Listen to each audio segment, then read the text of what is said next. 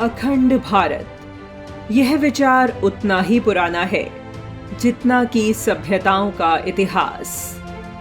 अखंड भारत का अभिप्राय उस अविभाजित भारत से है जिसका प्राचीन काल में भौगोलिक विस्तार और सांस्कृतिक प्रभाव बहुत विस्तृत था और इसमें वर्तमान समय के अफगानिस्तान, पाकिस्तान, बांग्लादेश, श्रीलंका, बर्मा, थाईलैंड इत्यादि देश सम्मिलित थे। काल चक्र में विदेशी आक्रांता भारत को खंडित और स्थानों के नाम बदलने में तो सफल हुए, लेकिन एशिया का एक बड़ा क्षेत्र आज भी सांस्कृतिक समरूपता से पुष्पित और पल्लवित है।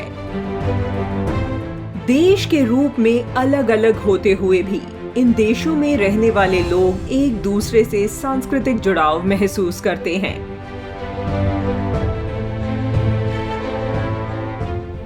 बहुत ही कम लोग जानते होंगे कि विश्व की सर्वाधिक ऊंची चोटी सागरमाथा है, जिसे वर्ष 1835 में अंग्रेज शासकों ने एवरेस्ट नाम देकर समृद्ध संस्कृति से भटकाने का प्रयास किया था। आज अफगानिस्तान, पाकिस्तान, भारत, नेपाल, बर्मा, तिब्बत, भूटान, थाईलैंड और बांग्लादेश आदि देशों वाला भारतीय उपमहाद्वीप 3री शताब्दी ईसा पूर्व अनेक राजवंशों का समुच्चय था, किंतु सांस्कृतिक एकता की अवधारणा प्रबल थी।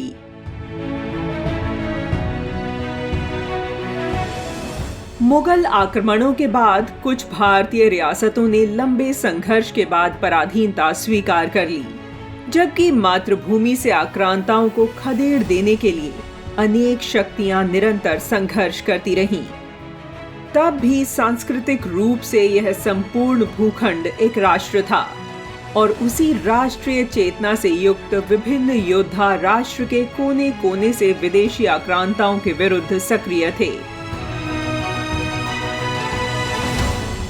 17वीं शताब्दी में ब्रिटिश लुटेरों ने व्यापारियों के रूप में भारत में पैर रखा और अपनी सोची समझी रणनीति के चलते भारत के इतिहास को विकृत किया, जिससे वे भारतीयों को उनके प्राचीन गौरव और सांस्कृतिक मूल्यों से विहीन कर अपने साम्राज्य का विस्तार कर सकें।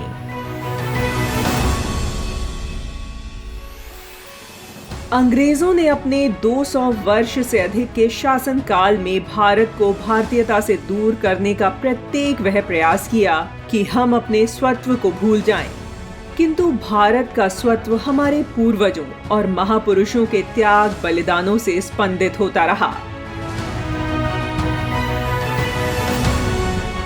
अंततः वर्ष 1947 को हमें स्वाधीनता मिली।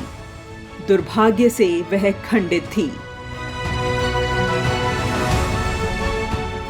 आज जब हम अखंड भारत की बात करते हैं तो वह भौगोलिक अथवा राजनैतिक अखंडता नहीं, अपितु हजारों वर्षों से एक दूसरे से जुड़ी हमारी सांस्कृतिक एकता और भावनात्मक स्पंदन से युक्त पहचान है।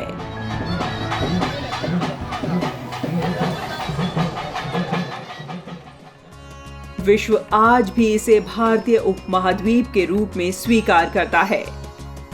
थाईलैंड की बात करें तो वहां शाही दरबार जैसे कई स्थानों पर आज भी कार्यक्रमों में हिंदू रीति रिवाज की झलक दिखती है।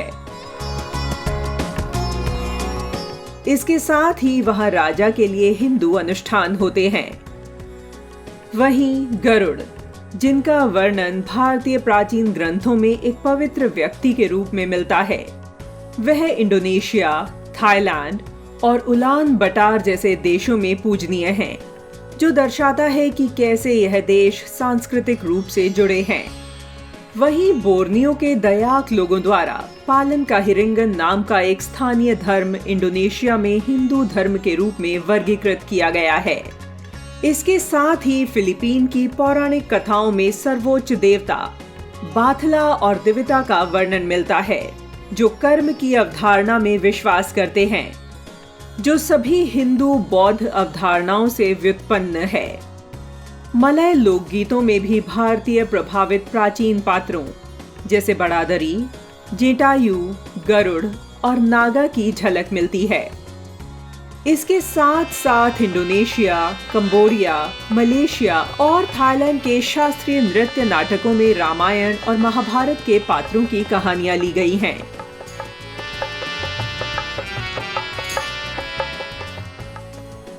वहीं वास्तुकला और स्मारक की बात करें तो हम पाते हैं कि हिंदू मंदिर वास्तुकला की शैली का उपयोग दक्षिण पूर्व एशिया में कई प्राचीन मंदिरों में किया गया था, जिसमें अंगकोर वाट भी शामिल है, जो हिंदू भगवान विष्णु को समर्पित है, जो कि कंबोडिया के ध्वज पर भी दिखाया गया है। इसके साथ ही मध्य जावा में प्रम्बानन, इंडोनेशिया में सबसे बड़ा हिंदू मंदिर भगवान ब्रह्मा, विष्णु और शिव को समर्पित है। मलेशिया में बाटू गुफाएं भारत के बाहर सबसे लोकप्रिय हिंदू तीर्थ स्थलों में से एक हैं। यह मलेशिया में वार्षिक थिपुसम उत्सव का प्रमुख केंद्र बिंदु भी है। साथ ही भगवान ब्रह्मा को समर्पित इरावन मठ थाईलैंड के सबसे लोकप्रिय धार्मिक मंदिरों में से एक है।